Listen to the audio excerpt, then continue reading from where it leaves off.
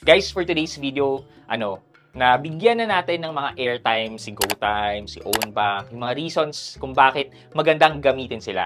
Ngayon, gusto kong gawin natin itong same exercise na to dun sa pangalawang bank na ginagamit ko, which is si Cbank. So, kung gusto nyong malaman kung bakit nga ba magandang gamitin si Cbank, well, samahan nyo ako, pag-usapan natin yan. Sit back and let's discuss. Coming right up.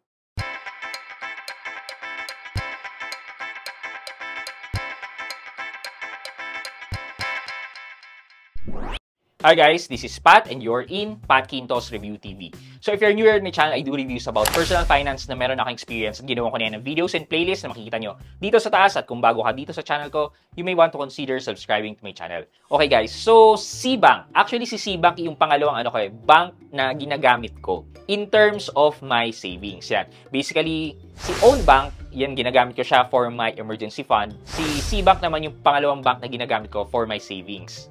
Ayan. Actually, hindi lang naman sila. Meron pang iba. Pero sila yung top 2 na ginagamit ko. Okay. Bakit ko to kailangan gawin? Kasi gusto ko makita nyo yung benefit na nagagawa sa akin ni Cbank. Okay, kung wala ka pang idea about Cbank, meron akong mga reviews about Cbank, which is yan and yan. Check nyo na lang yan para magkaroon kayo ng background information about Cbank. Pero let's start na dito sa mga reasons ko kung bakit nga ba magandang gamitin si Cbank. Okay, number 10, since si Cbank ay nasa umbrella company ni C Limited, may integration si Cbank with Shopee. So kung madalas ka mag-shopping, yan, hindi mo na kailangan mag-bank transfer from Cbank to Shopee. Nandun na integrated na kagad si Cbank. You just need to link your account and then when you check out, makikita nyo na nandun yung payment channel na Cbank. So mas madali gamitin.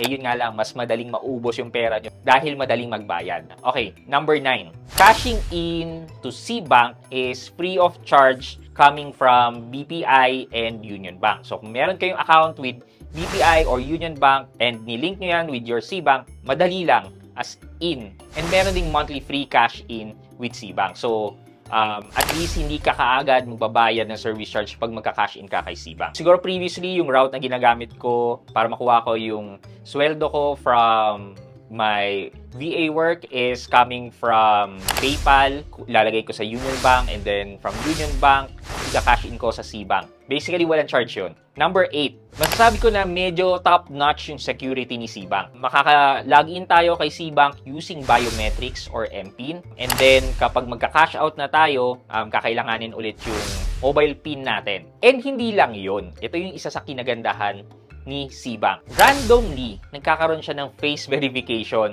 kapag magta-transfer ka ng pera.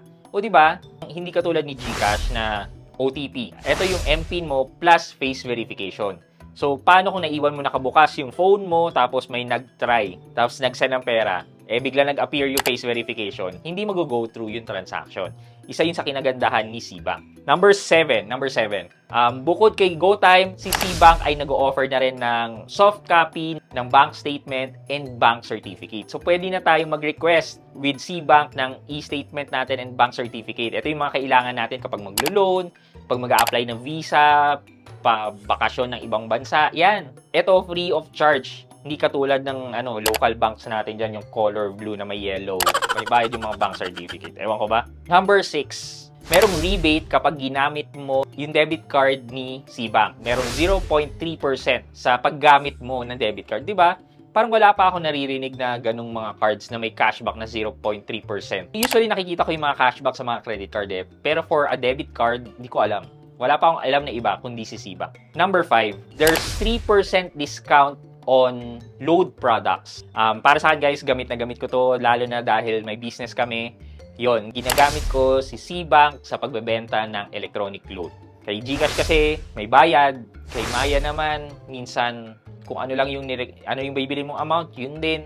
At least kay Cbank may discount pa na 3%. O di ba sa 100 pesos, 97 pesos lang yung load with Cbank. Number 4. So if you're banking with Cbank, nake-create yung credit history mo, credit rating mo with Cbank. Basically, meron kang internal credit history with Cbank and nagagamit yan. Pwedeng gamitin yung mga information na yan para bigyan ka ng access sa S-Loan, sa S-Pay Later, and even sa Cbank Credit. Kasi dahil isang company lang sila, meron silang information on how you spend kay Shopee. Yan, yung pagbabayad mo, paggamit mo ng mga credit card mo with them. So, nakikita nila yung spending habits mo and yung income na pumapasok with your bank account. So, makikita nila kung okay bang grantan ka pa ng C-Bank credit or taasan yung S-Loan mo or taasan yung S-Pay Later mo. For me guys, magandang makagawa ka ng okay na credit history with C-Bank kasi ang daming loan offers na magiging available sa'yo. Number 3, meron ng physical card and then meron ng virtual card si C-Bank. Yung physical card nga lang hindi pa siya offered to everyone but the virtual card is available na for our use. So, once siguro maging available na yung physical card, ayan, makaka-order na tayong lahat. And ito ay pwede din nating i-turn on and off para makaiwas tayo sa mga unauthorized transaction natin. Ayan. So, okay itong features na to. Hindi na lang basta bank transfer yung pwede nating gawin na ilalabas yung pera natin. Pwede na natin gamitin mismo yung virtual card natin with C-Bank. Number 2 reason ko is syempre yung 15 free bank transfer every week. Malaking tulong to sa akin kasi naglalabas ako ng pera coming from my C-Bank papuntang other banks or nagpapadala ako ng pera sa parents ko, bayad sa mga bills, bayad sa renta sa bahay, yan, etc. Ang ginagamit ko, C-Bank kasi meron siyang 15 free bank transfer. And versus kay Own Bank, si Own Bank kasi oo nga, unlimited bank transfer siya. However, kasi unang ginamit ko si C-Bank, lahat ng account numbers nakalista na doon, nakasave na. So, ayoko na kasi yung mag-enter ka pa ng account number kasi baka mamali ka. At least ito yung kay C-Bank nakasave na, mas madali ako mag-bank transfer nang wala akong masyadong iniintindi kung tama ba o mali. And then lastly, number 1 natin ay syempre ang interest rate niya na 4.5% interest per annum. Medyo malaki to, pero cap at 350,000 pesos. 'Di ba? Okay na rin to para sa mga middle class na hindi naman ganun kalakihan ng pera. So up to 350,000, 4.5%. Mas mataas kay GoTime na 4%. And mataas yung limit up to 350,000 versus kay Maya na up to 100,000. Yan. So basically, yan yung mga reasons ko kung bakit magandang gamitin nyo si C-Bank. If in case na wala pa kayong C-Bank, you can use my referral code yan kay C-Bank para mag-create kayo ng bank account with C-Bank.